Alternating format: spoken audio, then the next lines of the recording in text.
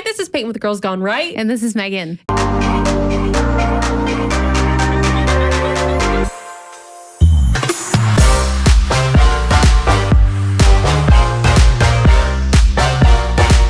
And we are doing a movie review for you guys today.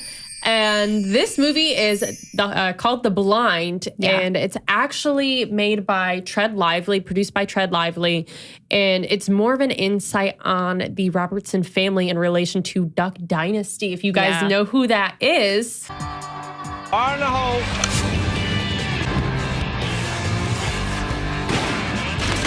Phil Robertson's and his wife, Kay, specifically.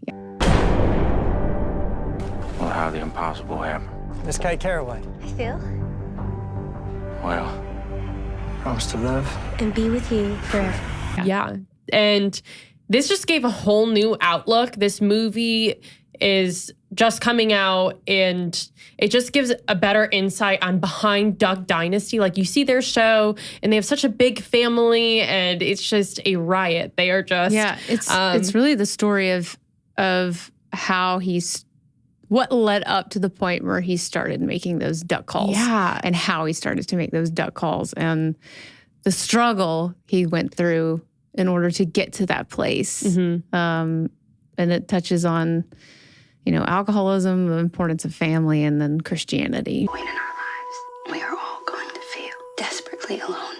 And we realize that we ain't never alone. And this was really interesting to watch because I love getting to see behind the scenes, because you can see someone and you see their life and you just have no idea what goes on behind closed doors. And I love that they were so open and willing to share their story, because it is very heartbreaking. It's sad. It's a hard thing to say when you've made mistakes and you want to share that with the world, because maybe it will help someone, but that's a very hard thing to do. Oh, yeah. And I appreciate that they went out there and their whole family is sharing it, and that they were so willing to do so because it might help other people and because it shares the story of the Duck Dynasty. So watching all of this, I mean, it's putting their whole, I guess, their skeletons in their closet on display. You're the problem. Get out. And I appreciate that they did that. It kind of felt like an extra heartbreak or extra tug at your heartstrings, because we grew to love Phil so much and the rest of the Robertson family through all those years of Duck Dynasty. So it's like we kind of felt like we already knew them. And I had read a few things about his struggle in the past, but it was just an extra little because everyone loves him when you watch the show. Yeah. And you wouldn't know, from watching the show, you wouldn't be like through. Yeah, you wouldn't know that. So it's heartbreaking, but it's definitely a story of hope.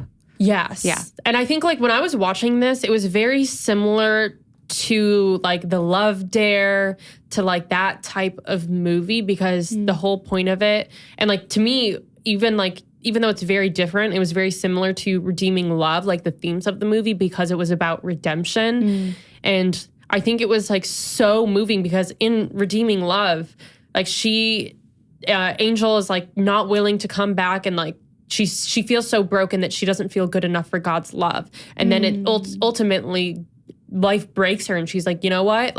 I decide if I'm good enough, and I get to redeem myself, and God accepts me and loves me. And I feel that was this story is redemption is so big. And it's so powerful to see, your demons want to take you away from God. Yeah. And you have these things that you carry that can be so heavy. And that's the devil pulling you away from your faith. But it's also a story of forgiveness and love. But, at the end of the day, of course, we have to accept God's love, even if we're unwilling to accept it, or if we don't feel good enough to accept it. It's always going to be there. He's never unwavering. His love is always there. He's always accepting us. But it's the forgiveness aspect of the movie and his wife that was just so touching. It's gonna make me cry, because honestly, it was hard to watch. Because I think we all have something similar, especially if you have your story of you know, like what was your moment where you gave yourself to God? And like we all kind of have our own path. And I think, you know, a lot of people have something in their life that broke them, that made them trust in God even more because of that. And so I think everyone can relate to this movie. And so that's why it was just like, wow, like you have your own personal testimony. Yeah. Yeah. And let's say you don't have to be a Christian to watch this movie. Maybe it'll change that. You never know. Yeah. Maybe God will pull on your heartstrings when you watch it. But it was great. So there might be some spoilers in here. Sorry if we drop a little bit. Spoiler alert. Yes. Be careful. Flew. Be careful. We don't want to ruin it for you. But, you know, maybe if you want to see it and you don't want us to like give you too much, then pause and come back. Go watch it and then come back and watch this. But going forward, we're going to tell you a little bit about the movie. So this is about Phil Robertson's family and how Duck Dynasty got started. It shows Phil's love, like him falling in love with Kay. And it shows like, it is like the cutest, sweetest, like high school sweetheart start. It's such a wholesome start because it goes back to the 50s and how they met and how his dad was not around all that often because he worked and his mom struggled with addiction and also a personality disorder. They never really went into that. It seemed like she may have been schizophrenic. Yeah. But it showed him as a young boy having to take ownership and work. He went out in the woods and hunted to get food for his siblings and really was the one that raised his brothers and sisters.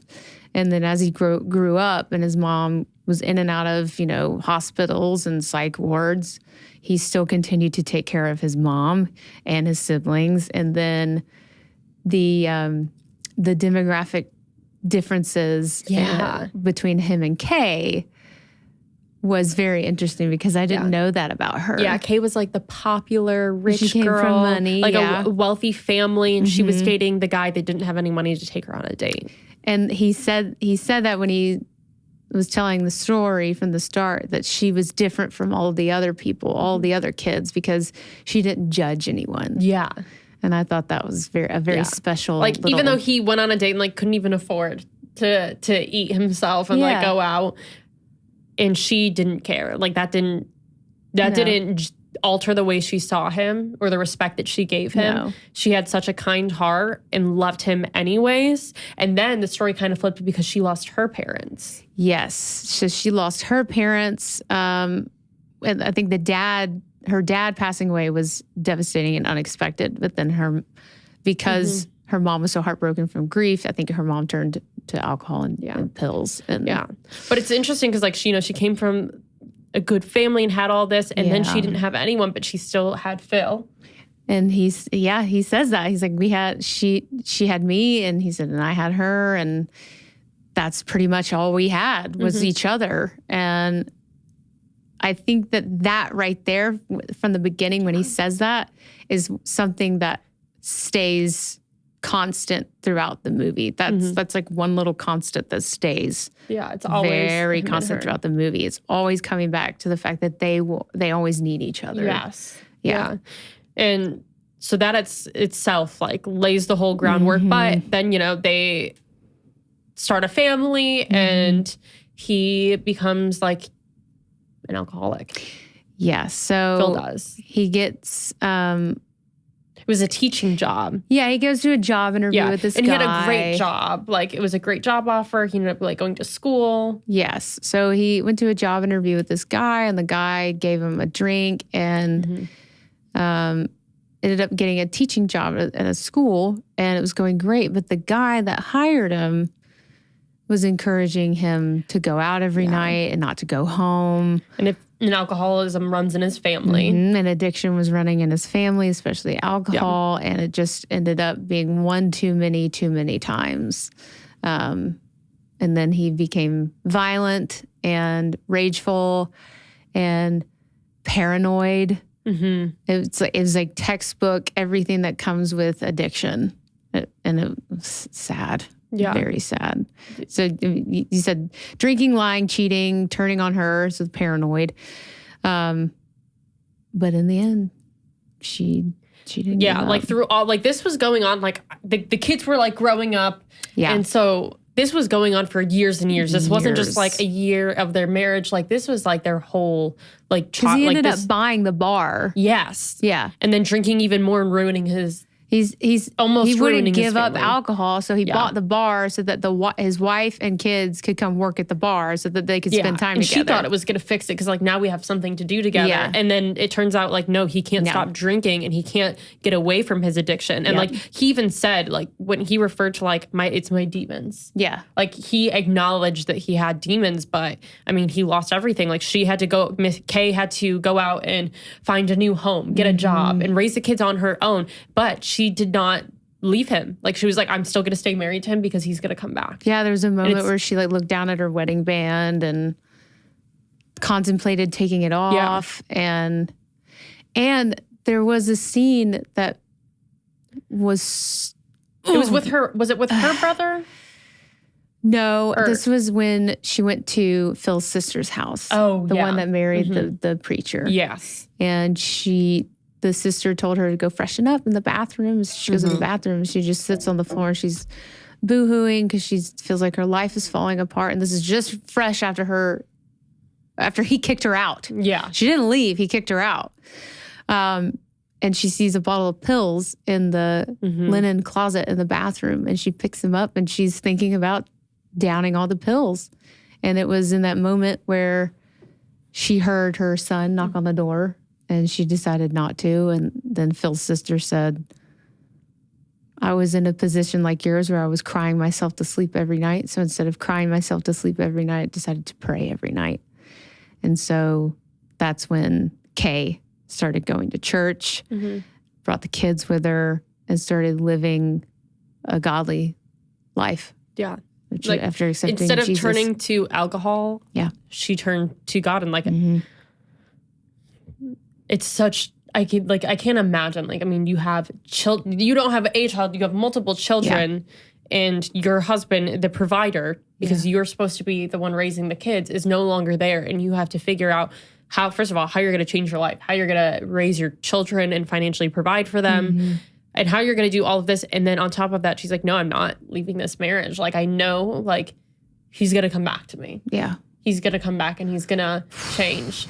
And like the faith that she had in their marriage holds the test of time. Like he tested their marriage and put them through so many trials and tribulations. Pushed and pressed in every single way. And I think that's like kind of like the relationship that Phil had with Kay, like, you know, going through addiction and pushing her away and doing all these things to her. I think that kind of also symbolizes your relationship with God, right? Because like no matter at what point you are in your life, like you go through seasons of where you're really close with God, and then sometimes bad things happen in life and things get really hard and you push God away because you don't want that thing anymore, because you don't think that or maybe you don't deserve it. Maybe you're angry at God and you push him away and you do these things in spite of God. And you know, we're human and those things happen.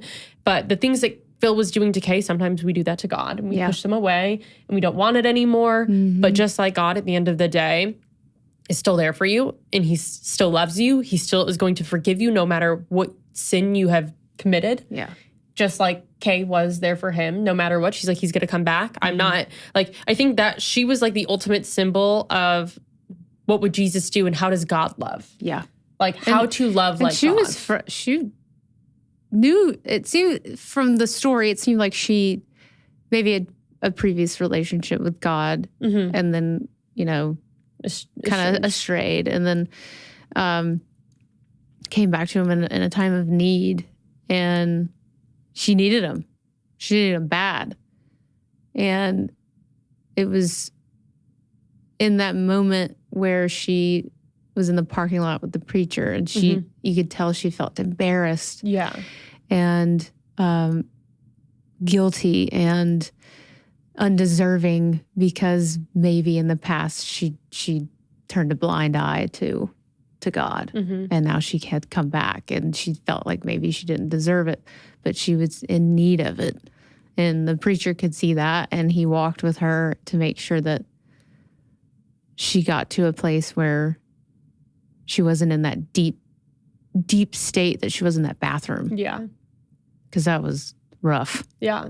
And I think it's also beautiful that, Phil was going through something. Yeah. And Kate also had to endure all of the things that, like the domino effect, right? Like the ripple effect. Yeah, she had to endure the ripple effect that Phil's decisions were having on her. Like she felt the earthquake too. Yeah. And so she also was going through things on her own. But I think it like shows her resilience. Yeah. Too. Like, I mean, after all of this, she was still so strong at the end. And when Phil is like, you know what, like tries to come back to Kay after everything that he's done and cheated and drank away their money and, has put a really big burden on their family and her and their marriage. I mean, at the end, she's still like, I forgive you. Yeah. Like, imagine the resilience a woman must have to go through all of that, to put the burden of like, okay, my husband was the provider. I'm going to now take that. I'm going to now raise our children. I'm going to protect our family because you're drinking and you left us. And I'm going to do all of that. And then he comes back and she still forgives him. Yeah. So I'm going to do what I need to do to make sure I can take care of our kids. And, the resilience. And like I'm going to be here whenever you're ready. Like that is the testament of a godly woman that I've ever seen one. Oh my God. Yeah, she's so, like you said, she was in the bathroom ready to just like take pills. And then she's like, you know what? I now have to protect my family. She stood up to the plate. She was there. And then she was there for Phil when he decided that he wanted to make a change. And like that is the heart that she has to be able to forgive like that, I think is just like an awakening for a lot of people, because a lot of people don't forgive and we hold on to things in our hearts. And if she can forgive all of that to like, ultimately, this is not the marriage that you signed up for. Like you signed up to have a partner to be here through, especially after she lost her parents. Like this is the only person that she's had. You signed up to have like a partner through life, and he left you high and dry and spent all your money, left you with kids, out. Beat you, like all of these things. And like, you are still going to be there and you're still going to forgive. Like, I think that is just like, that's such a pure heart. I think it's because she knew him at his best before. Yeah. And she knew who he was. Yeah. And because of that, she knew that he was still in there, which I've seen that firsthand before. Yeah. And I think that's like a huge thing that I took away from that movie is a lot of us hold on to pain in our heart of things that have hurt us in life, disappointment. We've had family members let us down. We've had friends not be there for us. We've had relationships that scorned us and left impressions on us that change the way that we treat other people because of how we've been treated. Yeah. But ultimately, we shouldn't do that. Like, we can't, just because someone treated you poorly doesn't mean now you have to go forward treating other people differently. That's not the case. Like, forgiveness is in your heart. You just have to be the one to give it out. Yeah. And that's your choice to forgive. Just because it doesn't matter what people do to you, but it's how you react and it's how you forgive. And ultimately, that is in your hands. And that holds the cards to your life. Yeah. Like, had she not forgiven, she could have been a scorned woman. Yeah. She could have just been like, you know what, I'm going to become an alcoholic too. Screw this. Like, I'm not going to be here for the marriage. If he's doing it, I'm going to go out and cheat. Instead of her doing it back, her reaction showed her character. Yeah. It showed how good of a heart she has. That's what I was going to speak to, is the heart. Her kind and good-heartedness is very hard to find nowadays in women, because women think everything is just owed to them, and that, you know, the patriarchy is the devil. But, you know, look at this woman that didn't take advantage of the patriarchy. She said, I have a family to take care of. My husband is going through something that he needs to deal with. So I'm going to do what I need to do to provide for my children, and I'm still going to be here. Whereas today, a woman would be like, you know, screw you. You're not a man. A man wouldn't do this to a woman, and I'm not going to stay home and work. I'm not going to wait on you. I'm not going to do this for you while you did all this to me. And again, it comes back to the fact that she knew him at his best before. And she knew he loved her and that was not the Phil that she fell in love with. Yeah. I think it's definitely a testimony to like how strong marriage is too. Like, Yeah. no matter what, didn't matter.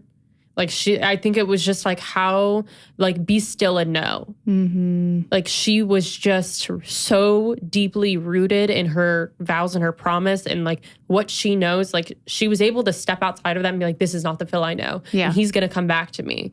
Yeah. And I feel like that is like such a strong, beautiful thing. Like how beautiful is it that you can marry someone and no matter what happens in life and no matter how hard shit gets, like this man pushed and pushed and pushed and tried to break, like he wanted, like, I mean, it was like obviously the devil speaking to him Yes. and doing these things. Yeah. But like he pushed and pushed and tried to get her to leave and like Yes. end it. Yeah. And she just stayed. And I think that is like the most, that's what you get married for. Like you sign up for loyalty no matter what. And I think that was just like such a beautiful thing to watch. But I mean, it's like, I think it was the guilt and shame too that, like you said, because he took the words out of my mouth. It was almost like he was so guilty and shamed, and he felt maybe he was so far down he didn't the deserve her. spiral that there was no coming out of it.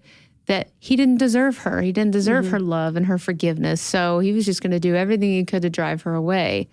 And he ended up still being the one that kicked her out, and she still forgave him. Yeah, and then like Christmas, like, you know, he started to recover from his addiction and asked Kay for forgiveness, and then finally took the kids duck hunting because he wasn't doing that because he wanted to go out and drink with his friends when he was like, you know, go on a bender instead of spending time with his children duck hunting. So then instead of doing that, he makes the decision to take his kids duck hunting in the middle of the night. Yeah. Which was like a huge shift because he's like, I'm doing things differently this time. And like that's what started the Duck Dynasty, right? Like he, instead of choosing his demons and letting that overpower him, he chose something different. Well, instead of reaching for a drink, he started being hands-on with his kids, and he started actually being hands-on, and he made duck calls. Like he created the duck call. That's huge. He created the duck call that we know today. And that is something that is sold all over the world. I think it said at the end that they sold over at like 71 million duck calls or something. Yeah.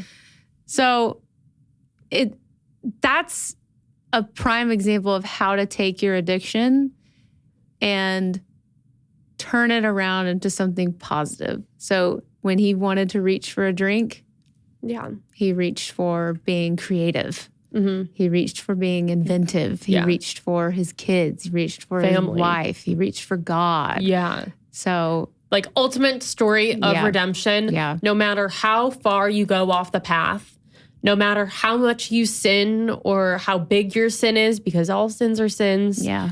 There's no God sin forgives. worse than the other. There's no sin greater than the other. Sin is a sin. Yeah, sin's a sin. And like no matter, you know what, maybe you've just been estrayed from God for 20 plus years. And it's just, you've lived a very off path from faith. And it looks different. Yeah. But it ultimately in the end, everyone can be redeemed. God's love is unwavering. I feel like that is like the most powerful thing to know, that no matter what, God will still forgive. And so like a part of the theme was like alcoholism, and me and Meghan have family that I think really both hit home for us. And my grandpa was an alcoholic growing up. I didn't realize because I was so young. This is gonna be like, we're gonna like cry. Here we go. But my grandpa was an alcoholic growing up, and I didn't realize that he had a problem because like in my eyes he was always just my grandpa. Like I know that like there was like problems, like, you know, my grandma would get mad at him and he would end up in the hospital for a little bit, and it's because he had a drinking problem. And he worked at the jail, and like so he worked on the railroad for a really long time, and he hurt himself. Like he had some injury on the railroad, hurt his back, was taking painkillers and got addicted to painkillers. And then when that got stopped, he started being addicted to alcohol, something to fill the void. So that's how it all started. Yeah. And it almost ruined their marriage because my grandma then, when he hurt himself, my grandma had to go to work and she was raising kids. And he was sad because he was like staying home and in pain instead of providing for the family. He felt like he wasn't meeting his duties for the family. And so he was embarrassed. He was shameful that he hurt himself and couldn't work. And now that his wife was going out and working, so he started drinking. And It's like this, this spiral of just guilt and shame, and you think that you cannot come back from it. Yeah. And I mean, like my grandparents celebrated like 55 years of marriage, and before he passed away, almost 55 years. And I mean, their marriage was astray for a very, it took my grandma a very long time and probably too long to forgive him. Yeah. And he struggled with like addiction and was in and out of the hospital. I remember like I would go to the hospital and they're like, he was in there frequently. And then towards the end of his life, they're like, you can't drink anymore. Like you can't, like you will get sick. And like, then he ended up getting COPD and he had a lot of health issues. So he stopped drinking, like, you know, towards the last, like, 5 to 10 years of his life. And it bought him a little time, but it was still too late. And he spent a lot of his life drinking, and it pushed my family away. Like my dad and uncle's relationship with him was so different because they had to see him like that. Like they had to see him go through addiction and like they had to see him not be a good husband to their mom and my grandma. And so like they had to see all of that, and they saw like the weight that it put on our family. And so it was just like hard to, like, now I understand that. And like, I didn't realize growing up the damage that it did to our family and like their relationship. But like, now I understand. And like, you know, he had 5 to 10 years of where he was like clean and got to mend those relationships or, you know, try to change those and be there. And, you know, he like wouldn't drink. Like, I mean, the past 5 to 10 years, he would have a beer here and there. But it was like not anything the same. Like he definitely did change. But like, you know, on his deathbed, he was like, I would change so much. Yeah. He's like, and like, there's so much that I regret. And life is so short. And like, I think he realized like ultimately his decisions and like the weight it had on the marriage with my grandma. But it was just, it's hard to watch someone go through that. It's hard to see because it's not just the person that is going through it. Like you're damaging everyone around you. Yeah. You're damaging the relationships, especially like if you're in a family, you have so many people all the people that care about you are going to be hurt by your addiction. It's a giant ripple effect. And unfortunately, I know a lot about it. I know. Yeah. But I had 2 takeaways from this, and Kay reminds me so much of my mom. She, you know, I've talked about it a lot on here, but my brother passed away, and like my mom's spirit and just unwavering love for my dad and her kids never went anywhere. And that same thing that Kay showed Phil, my mom did to my dad and me and my sister and my brother our whole lives. Yeah. But, you know, my mom's like 5'2". You've met her. She's teeny tiny, but it's like she has a heart that's bigger than her body. She's like the rock of the family. Yes. And, you know, my mom lost her son, her only son, and was able to work on herself and her grief in the background while taking care of my sister and I and making sure that my dad still was being shown the love that he needed. And my dad battled his own demons through his grief, and my mom stood by him even though she didn't have to. And her faith was so strong, and her love for my dad was so strong. She never left him. And I'm We're just gonna cry. I know. Well, I'm so thankful for that, because, you know, I watched my parents struggle very hard. And if you've ever lost a child, then you know it's hard. Or a sibling. It's tough. And, you know, another person very, very close to me struggled with alcoholism, and their way of coping was that. And it rocked their world horribly. And having to watch somebody go through that and not be able to help. And you think of all the things to say or do to possibly help somebody get out of that situation, but you can't. It's the choice is ultimately up to them. But it was one of the hardest things I've ever had to watch and go through. But it was Jesus that ultimately saved this person, and today they're thriving, not only off of his love, but just in life. Got a great job. She's able to stand tall and be proud of where she's come from. She struggles sometimes with things and choices that she's made in the past because of the demons that were a hold of her. But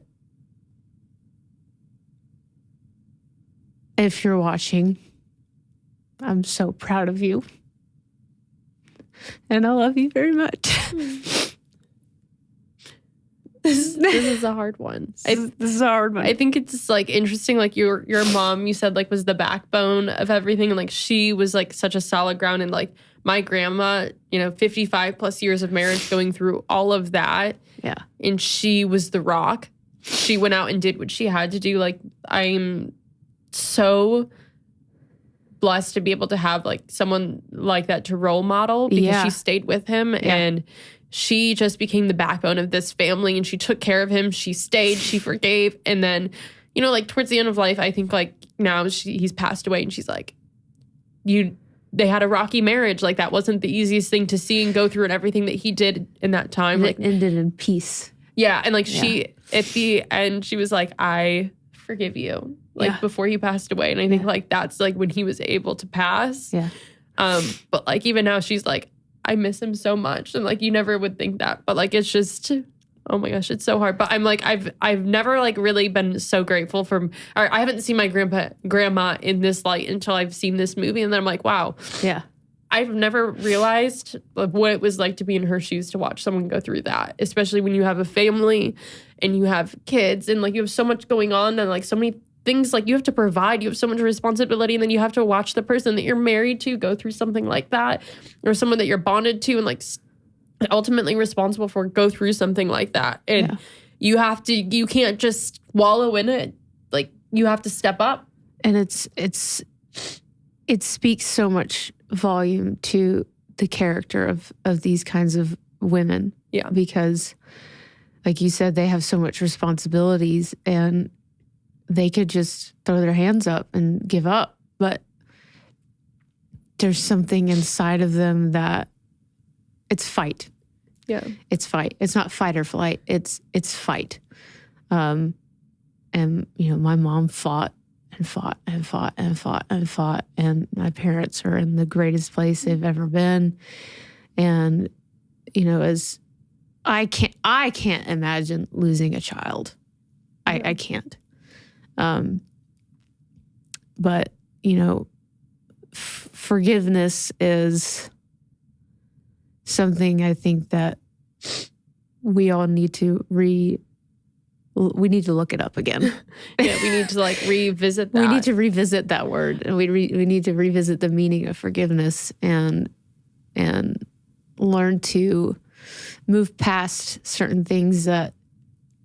Yeah. And that doesn't mean go be somebody's best friend or, it's like we hold on to. We just hold on to you guys stuff know too this, much. like it becomes a burden. A friend will do like one small thing to you and you're like, I'm done. I'm cutting them off. Like that's something that, in group chats, you guys know that you're saying, cut that girl off or cut this person off for this. And like, that's it. Like you're so scorned. And I think we forget that really we should be living like Jesus. Like what would Jesus do? I think we forget to like see that often. And I'm reading a book right now. It's called, I forgot, it's like Timothy Keller or something. I shared it on my Instagram story. Yeah. But it was like saying that, pointing things wrong with like liberals and conservatives. And he's like, and conservatives do this too. You guys think that you have a moral high ground. Yeah. And just because someone's not doing that, you're judging them. And that's not what God would do. No. Like, you don't judge people. And I think, like, I've gotten that wrong. I'll be the first to say, I shouldn't do that. That's not being a good Christian, but I think everyone's a work in progress. I definitely am. I'm not saying that everyone is, but I definitely am. I have work to do, and it's very challenging in today's world. And I think we just sometimes need to ground ourselves and have these reminders. But I think forgiveness is like one of the biggest things that we didn't even write down. We wrote Christianity, alcoholism, family. And then until we spoke about it, we didn't realize that like forgiveness is so big, because ultimately, like at the end of your life, you can't be holding on to these things like, you know what? I haven't forgiven my husband for this, and we've had a rough marriage for 30 years because I didn't want to forgive. And you know, it also has to do with forgiveness to God, because I think a lot of people, including myself, that we get angry, not only at people and hold grudges, but we get angry at God for things that have been taken from us, or people that have been taken from us too soon, or why am I dealing with these hard circumstances? Why am I being dealt this hand of just crap? And it seems like I can't catch a break. Everything is going wrong. Why are you doing this to me, God? And so we stray from him, and we shut him out, and it's hard to come back to him because we did that, and we think we don't deserve that redeeming love of his. But everyone does. Everyone does. Everyone gets that. It's not literally everyone gets God's love. Everyone gets the same. Everyone gets the same forgiveness. We all get, it doesn't matter how many times you sin, God doesn't have favorites. And I think it's also about forgiving yourself, because we torture ourselves over things that I know if I do something, I will torture myself over it. Yes. It doesn't matter. It lives rent free in my head, and it eats me alive. And like, someone can forgive you for something, and you can hate yourself for it. Yeah. And I think that's what Phil did too, right? Like, he wouldn't forgive himself, and he didn't think that he was deserving of Kay. He didn't think he was deserving of forgiveness or his family. Mm-hmm. And that's something that you have to give yourself too. You have to, God forgives, the people around you will forgive, and you have to forgive yourself. Yeah. Yeah. Forgiveness. Forgiveness is more than saying sorry. That was a deep one. And honestly, like I, you know me, I'm not a movie person, but like that one was one that just like really hit home, because you know, we have connections to these things. Yeah. And it just made me see things in a new light. Yeah. Myself, my family. I want to call my grandma and just be like, no. What a woman, so strong and so powerful. And I think it's just like a testament to how you should love and how you should love in relationships. And it's like truly like that is an amazing thing that you can do, is just look to your partner and be like, I forgive you for anything that if you think that I'm holding on to something, like maybe your spouse, maybe your spouse did something to you and it caused ruckus in your marriage. Like maybe he went and gambled a bunch of money 10 years ago and you don't have that anymore, and you've been holding on to it, and like have been spiteful, and you bring it up every now and then when you're pissed at dinner. Yeah. Look to him right now and give him that forgiveness. Yeah. Make sure that he can forgive himself, because that's not something that you want to hold on to in your marriage, and that's not what marriage is about. No. And it's about having a pure heart, and love is patient, love is kind. Does not boast. All the things, all those. I mean, that's what this is, right? Like, love is not right. It's not about being like, well, I won this fight and I'm going to hold this over your head. And it's not a one-up. Yeah. It's never a one-up. It's a partnership. It's a relationship. You are a pair. You come as one. You are two people that are conjoined. Mm-hmm. And whatever decision one makes, the other one has to make too. So learn to forgive, people. Let it go. Just let it go. You guys just have to. Just go watch it. Get a good cry out. Yeah, go watch it. Go take your spouse. Like, this is a good date night. This is a good movie for Like, I mean, hey, like maybe you want to like go take your grandparents out for a double date night with you guys or something. Go crazy. Like, I think it's just a good movie to remind yourselves that there's so much more in life. And hopefully you guys cry too, so we're not alone. Yes, please cry. Yeah, go cry.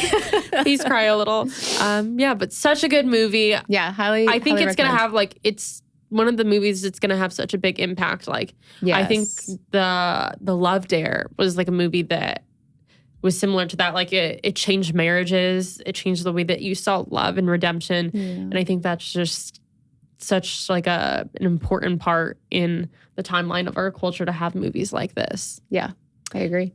So thank you guys for watching us cry yet again. But this one was a good one. We had a good reason for tears. Thank you. Make sure you hit that notification bell. Subscribe. Make sure like you guys this subscribe. video. Comment on this video. Go follow us on Instagram, Twitter, and TikTok. And we will see you on the next See you on the next one.